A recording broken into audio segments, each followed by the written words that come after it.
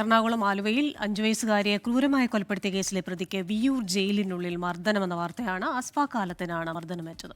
സഹതടവുകാരൻ രഘുവിനെതിരെ സംഭവത്തിൽ വിയ്യൂർ പോലീസ് കേസെടുത്തു.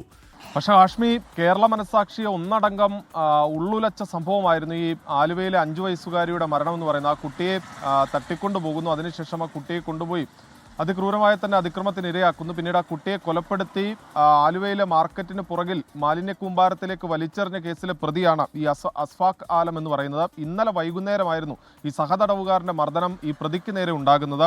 ഡി ബ്ലോക്കിലെ 4-ാം സെല്ലിന് സമീപത്ത് സെല്ലിന് മുൻപിലത്തെ വരാന്തയിലൂടെ വരികയായിരുന്നു ഈ അസ്ഫാഖ് ആലം. ആ സമയത്താണ് കോട്ടയം സ്വദേശിയായിട്ടുള്ള രാഹിൽ രഘു എന്ന് പറയുന്ന സഹതടവുകാരൻ ഈ അസ്ഫാഖിനെ മർദ്ദിക്കുന്നത്. നീ കുട്ടികളെ ആക്രമിക്കും അല്ലേ എന്ന് പറഞ്ഞുകൊണ്ടായിരുന്നു ഈ മർദ്ദനം. കയ്യിലുണ്ടായിരുന്ന കൊലപാതക കേസിലെ പ്രതിയല്ലേ, നീ കുട്ടിയെ ആക്രമിക്കും അല്ലേ എന്ന് പറഞ്ഞുകൊണ്ടായിരുന്നു ഈ കയ്യിൽ കരുതിയിരുന്ന സ്പൂൺ ഉപയോഗിച്ച് മുഖത്തും മൂക്കിലും ആഴത്തിലേറിയ മുറിവ് ഏൽപ്പിച്ചതെന്നുള്ളതാണ് പറയുന്നത്. പിന്നീട് പരിക്കേറ്റ ഈ പ്രതിയെ തൃശൂർ മെഡിക്കൽ കോളേജ് ആശുപത്രിയിലേക്ക് മാറ്റുകയും ചെയ്തിട്ടുണ്ട്. ഈ സംഭവവുമായി ബന്ധപ്പെട്ടുകൊണ്ട് ഇപ്പോൾ വിയ്യൂർ പോലീസ് കേസെടുത്തു എന്നുള്ളതാണ് പറയുന്നത്. ഈ പരിക്കേറ്റ പ്രതി ഇപ്പോഴും തൃശൂർ മെഡിക്കൽ കോളേജ് ആശുപത്രിയിൽ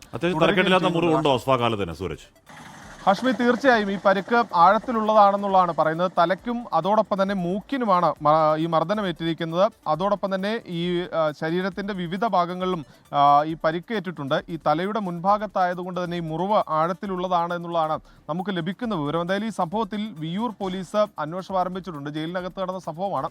എന്നാൽ പോലും ഈ വിഷയത്തിൽ കേസെടുത്ത് സ്വാഭാവികമായ ഒരു നടപടിക്രമമാണ്. FIR അടക്കം രജിസ്റ്റർ ചെയ്തുകൊണ്ട് ഇപ്പോൾ ഈ കോട്ടയം സ്വദേശിയായിട്ടുള്ള രാഹുൽ രഘുവിനെതിരെ നടപടിയുമായി മുന്നോട്ട് പോകാനാണ് പോലീസിന്റെ തീരുമാനം.